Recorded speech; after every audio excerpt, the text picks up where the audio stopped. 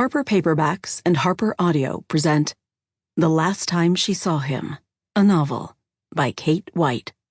Performed by Kimberly M. Wetherell and Brad Holbrook. Prologue.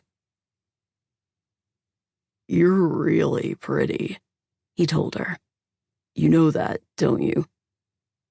Though it was dark out, enough moonlight shone for her to see the sly grin that fanned across his face. She smiled back. He was nice, courteous, chivalrous, really, and, of course, good-looking, just as she'd always thought. But over the past few minutes, a dull throb of unease had begun to form in the pit of her stomach. At moments, he seemed too courteous, and always an inch closer to her than he needed to be. Besides that, her head was spinning from the booze.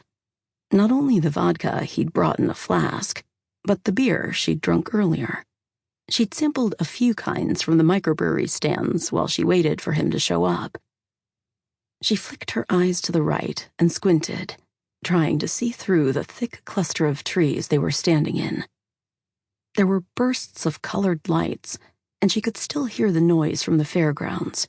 Music, clanging, the roar and rattle of the roller coaster, and the muted screams of riders. But somehow, everything seemed farther away than even a few minutes ago.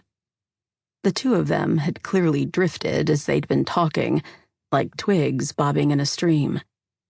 She remembered him motioning ahead a couple of times, wanting to show her a constellation through the tree branches. She breathed deeply, trying to force her thoughts to make sense of things. "I should get back," she said, the words sounding a little slurred to her ears. "Really?" he asked. "Why the rush?" For the first time, she noticed the smell of alcohol on his breath, and she had to fight the urge to gag. "It's, getting late." "It's not that late. Besides, I like having a chance to talk to you alone, without a ton of people around. I've wanted to get to know you for a while." That was nice to hear, but this didn't seem like the best way for them to find out more about each other. Maybe we could do something together one night." "Aren't we doing something together now?" "Yeah, I was just thinking we could have dinner, or, see a movie." She heard him snicker under his breath. "You girls never like freebies, do you?" "What do you mean?" she said, feeling her brow crease. "Women are always looking for a date, aren't they? But what's wrong with having the woods to ourselves, not having to be part of any scene?" The throb of worry was back. She darted her gaze toward the right again, peering through the trees. Everything seemed so distant. No, I get it," he said. "And you're right, we should go. Time to call it a night." He stepped back a little, crunching a few twigs under his shoes and giving her some breathing room.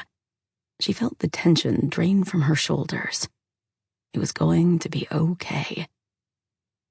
She put one foot ahead of her and tried to see into the darkness. The only problem was that she had no idea how to find her way back to the gap in the fence that they'd slipped through to get to the woods.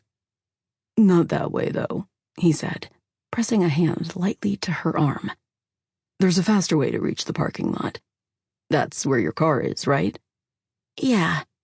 "I'll make sure you get to it." "Thanks." He shifted his hand to her elbow, guiding her. She stumbled, almost falling flat on her face, but he caught her just in time. "You okay?" he asked. "Do you want to hold on to me?" "No, I'm all right." A piney scent rushed to her nostrils. They were snaking through trees now, a denser patch than where they'd been before, and the bursts of light were no longer visible. When she stretched her arm in front of her, she could barely see her hand. "You're doing great," he told her from behind.